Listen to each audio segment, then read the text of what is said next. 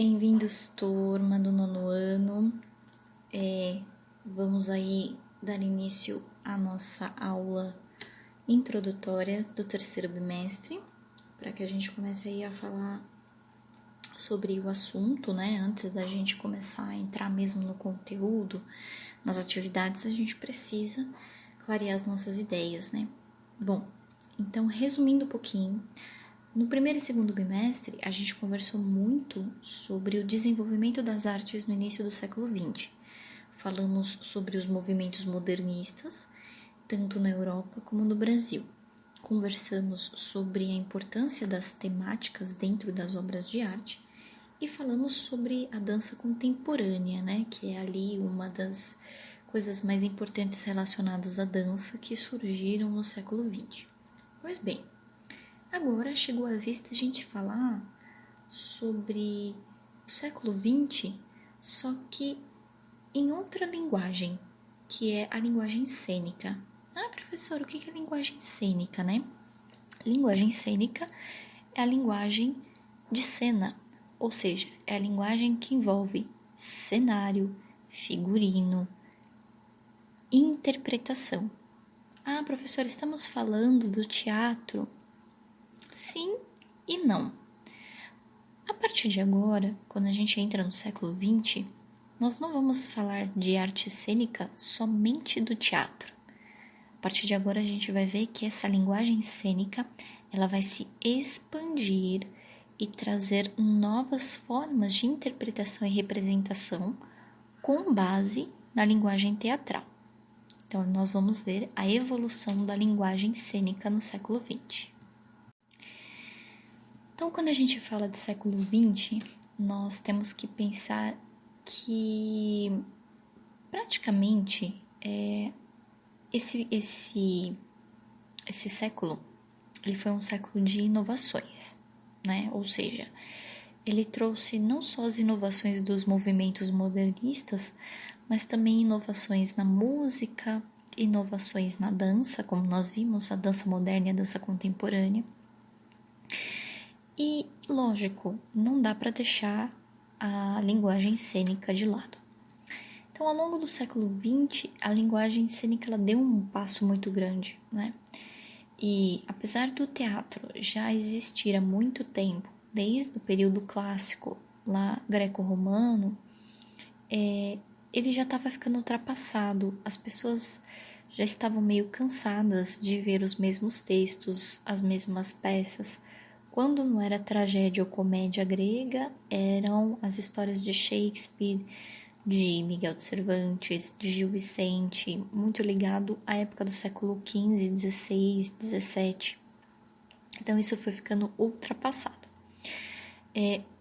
Com a invenção dos irmãos Lumière no final do século XVIII, no final do século XIX, que é o fotograma, o pensamento criativo humano ele vai decolar e essa linguagem cênica ela começa a mudar. De que forma? A primeira forma que a gente vê que há uma mudança com relação à linguagem cênica é no teatro expressionista. Lembra quando a gente falou sobre expressionismo? Que a gente falou um pouquinho sobre o teatro expressionista? Então, esse teatro é um teatro carregado de elementos visuais. Então, a maquiagem é diferente, o cenário é diferente, né? E esse teatro expressionista, ele vai ser levado para uma outra linguagem cênica, que é a linguagem do cinema. Então, olha só que legal, eu estou levando elementos do teatro expressionista, para uma linguagem que já é bem diferente, porque eu não tenho contato com o público. Ele vai estar lidando dentro de um cenário com câmeras, né? Então, a linguagem cênica já começa a mudar um pouco a partir aí da invenção dos irmãos Lumière e vai mudar de várias formas. Bom, então, pensando nessa questão da linguagem cênica, né? Quais são as formas de composição cênica, né? o que seria composição cênica? O que são linguagens cênicas? Então, linguagens cênicas são as formas de composição cênica, cada uma com a sua especificidade. Ou seja, quando a gente fala então de linguagem cênica, eu tenho uma linguagem para cada tipo de cenário em que eu vou trabalhar a questão da expressão e da interpretação.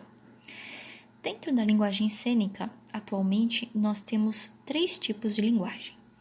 A primeira é a do teatro, o teatro que nós conhecemos: palco, público, figurino, cenário, personagem, ao vivo.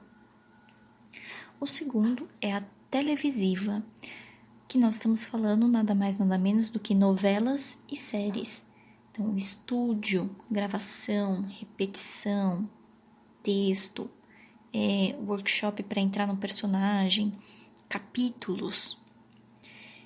E por fim, nós temos a linguagem cênica cinematográfica, continuidade, duração, curta-metragem, longa-metragem, cenário aberto, fora do estúdio, dentro do estúdio, personagens diferentes, efeitos especiais, fotografia, direção. Então, são linguagens cênicas, só que cada uma delas tem uma coisinha diferente da outra e a forma de atuação, de comportamento muda de acordo com a necessidade dessa linguagem. Então, quando a gente faz um curso de artes cênicas, eu vou aprender não só a ser ator, eu vou aprender a ser ator, diretor, roteirista, e eu tenho que saber adequar as formas de expressão e interpretação para cada linguagem que eu vou trabalhar. Então, eu não posso trabalhar da mesma forma o teatro na televisão, porque são coisas diferentes, assim como eu não consigo adaptar a televisão para o cinema, né? Então, a linguagem cênica ela é bem diferente uma da outra quando a gente pega nos mínimos detalhes. Pensando então que o século XX ele traz grandes mudanças, quais são as inovações? Ele é marcado principalmente pelo avanço da tecnologia. Então, a gente tem ali a própria criação do cinema, já uma evolução. Final do século XVIII, final do século XIX, a gente já tem o fotograma. Ao longo do século XIX, eu já tinha a fotografia. Então, essas inovações já vêm sendo trazidas ao longo dos 2 últimos séculos que antecedem o século XX. E na arte não vai ser diferente, tudo vai ser inovado, vai ser modificado e vai ser adaptado a essas inovações, né? Então, essa nova tecnologia, ela foi utilizada para elevar o teatro a outro patamar, né? Usando recursos até mesmo de outras linguagens. Então, a gente vai ver que a linguagem cênica agora vai se apropriar da linguagem musical, da linguagem cênica da dança.